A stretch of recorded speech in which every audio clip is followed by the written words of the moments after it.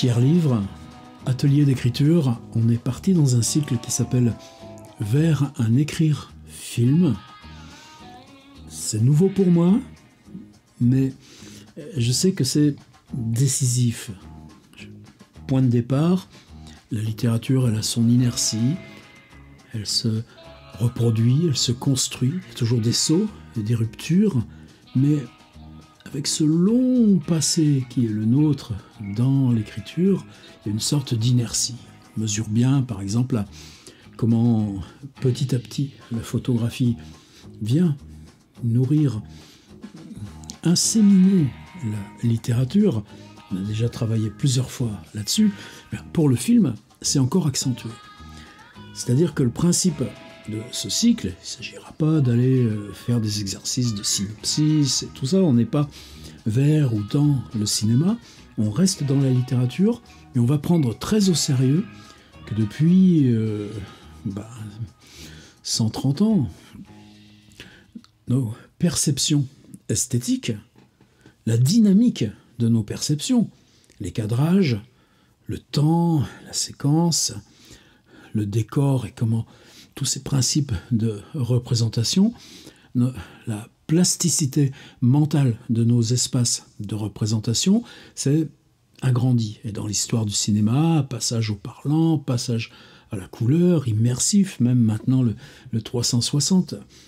Tout ça, comment ça peut nous donner des inventions de récits qui font que la littérature, elle retrouve, elle ne l'a pas perdue, mais qu'elle soit là, dans notre labo de recherche, en pleine pertinence. Et justement qu'on s'installe dans ces sauts et ces ruptures comme on les a toujours vus dans l'histoire de la littérature. Ça veut dire que moi, dans ce cycle, je découvre en même temps qu'on le fait. Alors on a commencé par un prologue, ça s'appelait numéro 1, je l'ai intitulé « Une heure de ta vie ». Ça voulait dire quoi? Un bloc de perception sensible. Ce qui entre, le flux. Et c'est en ça qu'on était là déjà dans comment notre expérience de perception via le cinéma déplace nos perceptions, y compris du réel le plus ordinaire. Et puis, on se protégeait, puisque ce flux de perception, on ne sait pas ce qu'il y avait avant, on ne sait pas ce qu'il y avait après. Ça veut dire que vous gardez votre prérogative. Ce qui compte, c'est ce qui entre. Point, c'est tout. Et c'est bien là où on peut commencer d'ouvrir ce qui va nous préoccuper, c'est-à-dire cette nature cinématographique de ces flux qu'on perçoit, ou comment, dans le moment où on les constitue comme récit, nous, par le texte, eh bien, cette perception du réel est travaillée par la complexité, les dynamiques cinématographiques. Et c'est ça que moi que j'attendais, mais c'est en cours, là, les textes qui arrivent du prologue. Comment on va continuer? Eh bien, on va faire un saut exactement contraire. Cette fois, c'est pas le réel qu'on va prendre, c'est le film. Le film en tant qu'objet esthétique. Est-ce qu'on le prend sur 1 heure? Non. On va prendre quoi? 1 minute. C'est trop petit? 1 minute? Vous allez voir que non. Et tout de suite, on est comme dans le prologue. C'est pas la question de prendre le même film pour tout le monde. On va avoir autant de choix de films, d'univers, de durée, de modalités qu'il y a là de participants dans l'atelier. Pour ça aussi que moi, ce que je vous propose, c'est, avant de faire votre choix, d'aller voir Film de Beckett. Ça dure 16 minutes, c'est pas long. Mais là, on est pile dans cette intersection où quelqu'un réalise un film, c'en est un, et non des moindres, mais avec son armature intérieure qui est littéraire. Et si je vous le propose, de prendre ces 16 minutes pour regarder Film de Beckett, en amont de votre propre choix, c'est juste pour faire marcher un peu à vide. Lancer la machine mais pas pour de vrai. C'est-à-dire, vous allez regarder ces 16 minutes en disant, cette proposition d'écriture, attendez, elle arrive, un peu bizarre, non, pas tant que ça. Si je la fais tourner sur film de Beckett, ça donnerait quoi? Et puis ensuite, non, vous le faites pas sur film de Beckett. Moi, je l'ai fait, mais j'ai fait une autre chose. J'ai fait une espèce d'écriture synchrone. Prononcer ce qui se passe dans le film, mais dans un texte qui dure 16 minutes et qui peut être lu en même temps que le film. Peut-être que c'est des choses, ça, on pourra revenir avec cinéma du copain Tanguy Viel, par exemple. Alors, 1 minute, c'est petit, c'est grand, mais ça dépend du microscope. Bon, c'est comme le reste. Sur quoi je vais m'appuyer? Depuis longtemps, pas pour ce cycle, mais évidemment pour ce cycle, peut-être que c'est seulement 1 fois par semaine qu'il travaille l'animateur pour faire sa vidéo de proposition, mais faut mijoter. Et dans mon mijotage, il y a cette collection qui est chez POL, Trafic. C'est dirigé par Patrice Rollet et Raymond Bellour. Et cette suite de livres de Raymond Bellour, je pense que pas mal de vous aussi la connaissent, La querelle des dispositifs. Qu'est-ce qui se passe quand, au lieu de projecteur derrière toi, le grand écran devant, et puis s'il faut se lever, on dérange tout le monde, eh bien, c'est des petits moniteurs vidéo. Il prend le temps. Un autre aussi qui est pour moi un repère assez essentiel, c'est dans cette série qui s'appelle L'Entre-Image, celui qui s'appelle Mots, Image. Donc les modalités d'apparition, de statut, de convocation, de mener vers le texte ou d'imposer le texte. Bon, c'est des gens qui font que ça. Donc, pensée du cinéma, qu'est-ce qui est important? Le S au pluriel. Et puis, celui-ci qui s'appelle le corps du cinéma. C'est pas le corps au cinéma ou le corps dans le cinéma, c'est le cinéma comme corps, le corps du cinéma. Ou en quoi le corps dans le film, c'est pas notre viande à nous, évidemment. C'est comment on le saisit, comment on le reprojette, comment on le reconstruit. Et c'est peut-être le livre où Bellour s'approche le plus près de...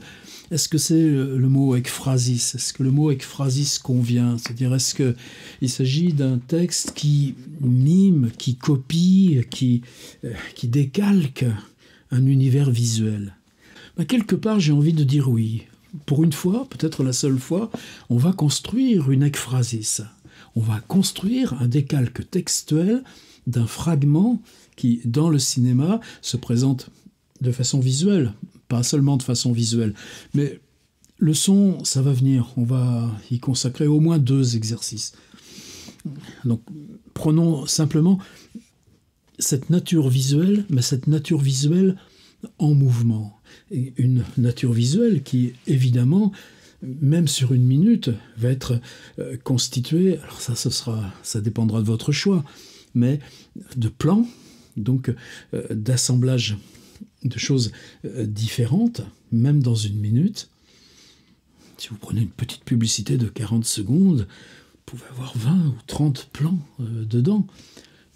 À l'inverse, on a tous en tête des films qui se passent sur un seul plan fixe. On est d'accord sur tout ça. Mais même si c'est 1 minute d'un plan fixe, justement, le microscope, ce sera d'autant plus difficile, votre boulot, que vous allez avoir à grossir, à tendre, décortiquer encore plus. On avance? Ouais, on avance. La coupe des plans, mais aussi les questions de cadrage, les questions de surgissement visuel, la question du trouble, ce à quoi vous ne vous attendiez pas. Et puis, la question éventuelle aussi du visage. Alors j'ai pris 2 passages de Raymond Bellour. Alors évidemment, qu'on soit dans une collection vouée au cinéma, est-ce qu'on est pour autant dans une collection de théorie du cinéma? Évidemment oui. Il nous fait réfléchir conceptuellement, sans arrêt, et justement, à mesure qu'il empile les exemples. Mais Bellour, c'est un raconteur. Et pour moi, ce qui me lie aussi à Raymond Bellour, c'est la proximité où il était de Henri Michaud. C'est-à-dire, quelque part, on n'est pas dans l'œuvre de Michaud, oh là là, non. Mais on est dans quelqu'un qui l'a tellement accompagné de l'intérieur, y compris dans la publication, que c'est comme si on était dans le même exercice de construction fictionnelle ou poétique de Michaud, mais transposé dans les outils du cinéma. Et en tout cas, moi, c'est ce que je trouve formidable dans ces suites de bouquins. Pensée du cinéma, dans mots, images, dispositifs, là, peut-être on est plus technique, plus dans les...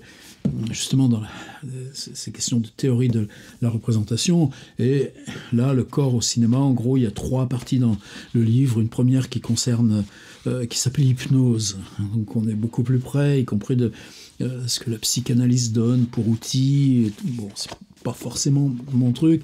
La dernière partie, on est sur la question de l'animal, l'animalité. Donc, en quoi nous-mêmes, on est animal dans cette part sauvage-là qui va être l'instance même du jeu. Et ça, je crois qu'on ne coupera pas à y revenir. C'est pour ça que je suis là, accroché comme rarement je l'ai été, à dire, c'est bon, sur toute cette force-là qu'on a accumulée dans les précédents cycles, ça y est, on y va voir, là, dans ce point extrêmement fragile, extrêmement sensible. Et puis il y a cette part du milieu où il appelle ça, les titres sont magnifiques, le spectateur pensif, le dépli des émotions, une autre hypnose, oui, justement, c'est tout un chapitre qui s'appelle émotion au pluriel. Je ne sais même pas s'il appelle pas ça émotion, virgule, émotion au pluriel. Le dépli là, de émotion, venant un peu décharger tout ce qu'il pourrait y avoir de sensiblerie, c'est pas le genre de la maison. Seulement, trop près de Michaud. Mais ce qui est très curieux, c'est de voir là le cinéma saisi par la langue, avec quelle sensibilité, mais par quelqu'un qui toujours utilise Maurice Blanchot, Michaud et d'autres. Barthes, par exemple. Et il y a 2 endroits, au moins, c'est un petit peu toujours le mode de travailler littéraire de Raymond Bellour, c'est-à-dire se saisir de ce qui bouge, là, dans un film. Lui, bon, il sait ce qu'il cherche. Penser, le texte, les dispositifs. Là, donc, cette question permanente du corps et du jeu, mais parce qu'il le cherche, donc, il ne s'agit pas d'un... Justement, la distance, elle est ekphrasis. On ne va pas se faire piéger, nous, par Raymond Bellour. Raymond, si je peux me permettre de l'appeler comme ça, Monsieur Bellour, mais en tout cas non, plusieurs fois on a eu un rapport par mail, personne d'une politesse, d'une disponibilité. Je sais que s'il me raconte cette histoire, c'est en vue d'établir, lui, son petit biais de regard et ce qu'il cherche à dépister dans le concept. Et là, on ne le suivra pas. Donc, il ne s'agit pas d'une ekphrasis, je ne sais pas si ça existe même, c'est-à-dire d'un dépli textuel de ce qui est vu, avec neutralité, objectivité, non, ça n'existe pas. C'est raconter ce qui se passe. Et il y a au moins, bon, c'est tout le temps son mode de travail. J'en ai choisi 2 que je vous mets évidemment, comme d'habitude, dans les petits extraits. Je pense que pas question de se lancer dans cet exercice sans aller voir là comment s'y prend. Il appelle ça, dans ce petit chapitre, courbe de film, courbe au pluriel de film, et il prend, alors c'est le Messie de Rossellini. Je ne l'ai pas vu, ce film. Puis en plus, ces questions là de religiosité, je ne serais pas forcément attiré. Mais on a là, en 2 pages, une description qui pour moi était déjà, là je le tiens à mon exercice, c'est qu'est-ce qui se passe dans les ruptures de plan, qu'est-ce qui se passe dans les différents cadrages, qu'est-ce qui se passe quand le visage surgit et pas au premier plan. Et puis juste là, oui, ça commence là, mon petit post-it, je l'ai mis ici, voilà, c'est... Donc on est vraiment sur la question de l'émotion. si bien que l'émotion si singulière, propre à ces films qui prétendent s'en détourner. Vous voyez le mode d'approche? Donc l'extrait, moi, il commence là, il se prolonge jusque-là, 3 paragraphes, et il y a cette phrase, trop belle pour que je la loupe. Ce moment composé de 4 plans dure 1 minute à peine, 1 minute et 3 secondes exactement. Il est sans parole, si ce n'est l'annonce touchant le sépulcre, l'émotion y a d'abord soulevé, etc., etc. Donc ouais, on a pile ce que je voulais. C'est-à-dire, il y a 3 paragraphes compacts. Ces 3 paragraphes rendent compte d'1 minute d'un film, là où lui, Raymond Bellour, a besoin de Rossellini pour établir ce qu'il cherche concernant là où il en est dans le livre, c'est-à-dire se détourner de l'émotion pour la rendre. Pigé, ça suffit. J'en ai mis un deuxième. On est exactement sur le même principe. Là, on est dans un sous-chapitre qui s'appelle Plan et retour de plan. Il y a donc le retour des plans du temps d'un film à l'autre, dans le temps resserré d'un même moment, ou le temps étendu du film entier. Bon, je vais tout vous laisser ce passage. On se souvient de cette femme habillée de rouge qui traverse une rue avec une ostentation cachée, mêlée à bien d'autres corps dans Le héros sacrilège, bien entendu, moi. Avec ma culture qui n'est pas du tout cinéphile, encore quelque chose que je ne connais pas, mais par contre, Carl Dreyer... Bah ouais, là, Carl Dreyer, qui ne connaîtrait pas, vous savez, c'est son Jeanne d'Arc avec Antonin Artaud qui joue le rôle principal. C'est Dreyer et Artaud, 10 ans en 1927, que le parlant, c'est une transposition du théâtre au film et que veulent en rester au récit des images, avec Jour de colère. Et donc, Ordette, on est en 1955, c'est beaucoup plus tardif. Dreyer est un Danois vivant ayant fait principalement sa vie à Paris. Dans le livre de Bellour, on a le luxe là, de copie écran. Une nouvelle fois, Raymond Bellour se saisit, mais oui, mais là, on est beaucoup dans quelque chose où... Bah oui, mais chez Dreyer, avec cette fabrication esthétique de chaque plan, il décortique, pareil, une durée précise de film. Mais au moins, comme ça, dans les 2 textes, vous allez mariner dans comment le décortiquer. Ça y est, moi, je peux dire que je voudrais m'en tenir à cet exercice simple, parce qu'on est en terrain suffisamment nouveau pour que l'avantage de ces cycles qu'on va dilater dans le temps au moins d'un trimestre, c'est de pouvoir se saisir d'une petite chose et d'une autre. À la différence de certains autres cycles où je pouvais anticiper, parce que c'est des choses que j'avais pratiquées en école d'art, à Sciences Po, ou sur le terrain. Là, je suis en train de construire un projet avec des secondes de lycée pro. Et le Louvre, moi, je l'ai toujours la fibre. Hein. Si on ne faisait pas travailler soi-même, pourquoi on fait ces cycles? Pour se mettre en travail nous-mêmes dans cet endroit qui est toujours aussi basique que nommer, prononcer, comprendre, même pas. Entrer dans là où être en poésie nous réouvre le monde, nous permet d'y continuer. Allez, on ne se laisse pas aller à des choses comme ça. Je voulais aussi finir avec une consigne technique. Cette question pour moi de la coupe est totalement au premier enjeu. La coupe à la fois dans le temps, par plan, plan, plan, la coupe dans le cadre, focale de très près, focale de plus loin, plan large, plan resserré, mais il y a aussi des questions de hauteur. Ozu, japonais, quand il filme à 80 cm du sol, qu'est-ce que ça change à la narration?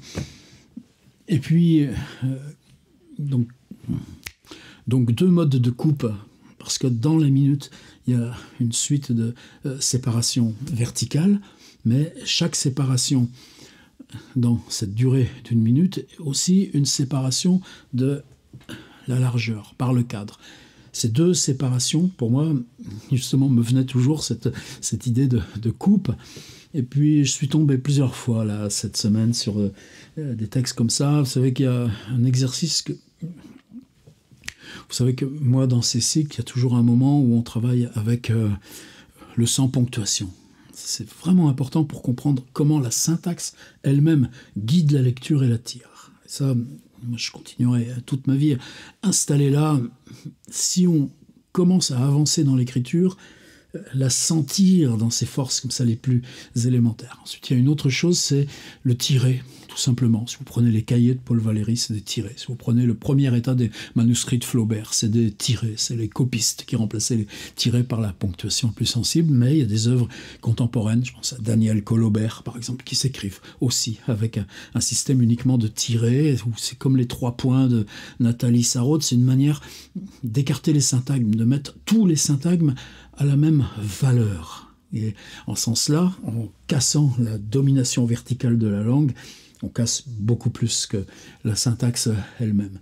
Et puis, si vous prenez Rabelais, au tout début, dans ce premier temps de l'imprimerie, la langue, c'est pas fait pour être lu comme ça, silencieusement. C'est une notation logogriffe, c'est-à-dire on imprime les notations qui vont permettre à celui qui lit à voix haute pour les autres de reconstituer l'intention du récit.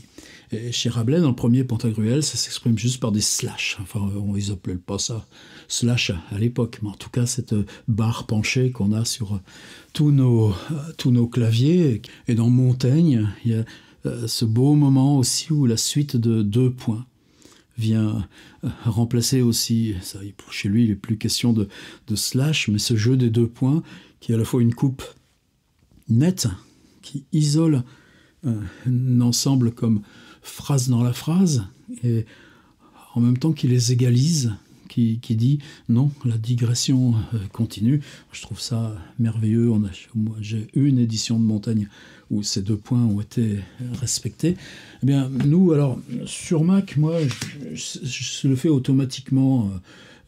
C'est option majuscule L. C'est-à-dire, je pense que sur n'importe quel ordinateur, si vous avez un appui continu sur la touche L, vous pourrez choisir barre verticale, etc. Je pense aussi que ça peut, si vous êtes calé, se paramétrer soi-même. Sur Mac, moi, j'y fais même plus attention. Si je veux ma petite barre verticale que j'aime bien graphiquement, option majuscule L, et voilà, elle arrive.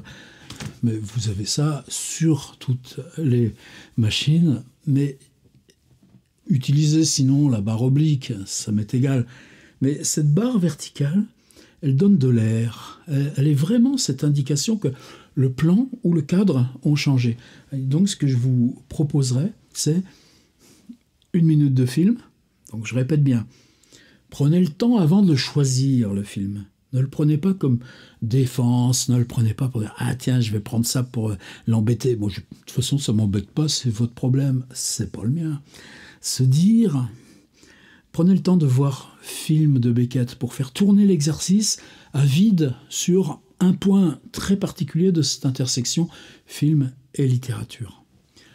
Deuxième chose, choisir.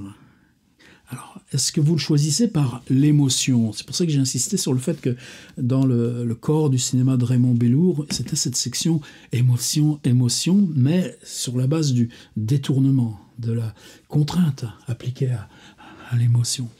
Est-ce que vous allez passer d'abord mentalement par dire « Tiens, cet endroit de La Nuit du Chasseur » ou cet endroit de Chantal Akerman ou de Marguerite Duras ou une pauvre vidéo YouTube comme nous en sommes tant les fournisseurs, c'est pas la question de hiérarchie du film, c'est la question où est-ce que vous le choisissez.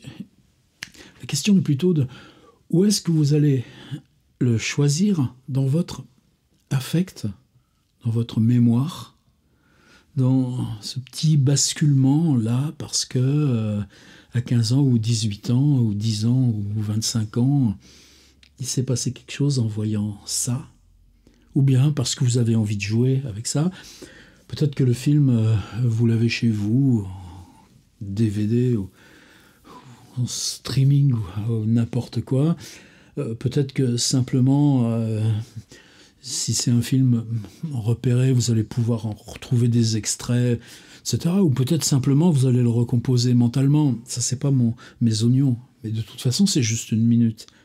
Par contre, si vous utilisez cette barre, ça veut dire quoi? Ça veut dire que le moindre détail, ça veut dire que ce que vous dites sur la lumière, ce que vous dites sur les personnages, ce que vous dites sur vous-même en train de regarder, et ce que vous dites sur un face-à-face, un vis-à-vis, tous ces éléments-là vont être indépendants. C'est-à-dire que vous allez brosser d'abord votre minute avec barre verticale, tcham, tcham, tcham, tcham, mais ensuite rien ne vous empêche d'y revenir. C'est-à-dire que c'est déjà un texte qui est plein de séparation.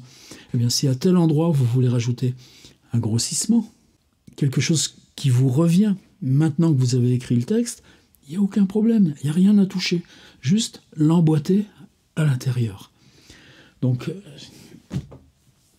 pour moi, ce qui doit être strict, c'est cette idée de la minute. Et même quand Raymond Bellour dit à peine 1 minute, vous voyez ce paradoxe? Même moi, je disais, allez, je vais leur dire, on va faire ça sur 3 minutes. Non. Et même je gamberge, on passe d'1 heure à 1 minute. Est-ce que cette idée de passer par le temps pour ouvrir ce cycle, c'est pas quelque chose qui déjà ne participe pas de la décision du bonhomme, mais vient de là, l'expérience de ce qu'on ouvre ensemble, qui nous dicte. Contrainte d'abord du temps. Bah ouais, un livre, vous pouvez toujours revenir en arrière, rester à rêvasser. Le film, lui, il continue. Sinon, il faut appuyer sur des touches, retour arrière et tout ça. Et encore, on n'y a pas toujours droit. Donc prenez le temps avant. Gambergez aussi sur comment vous choisissez. Est-ce que c'est du mental? Est-ce que c'est quelque chose à quoi vous allez avoir accès? Est-ce que c'est 1 minute de film que vous allez retrouver dans un DVD ou un téléchargement quelconque et puis vous repassez là en boucle pour faire ça? Et puis ce principe de syntagme, barre verticale. Syntagme, barre verticale. Entre 2 barres verticales, le temps, le plan, la coupe, le cadre, tout bouge. Allez, on explore. Et c'est pas fini, vous allez voir.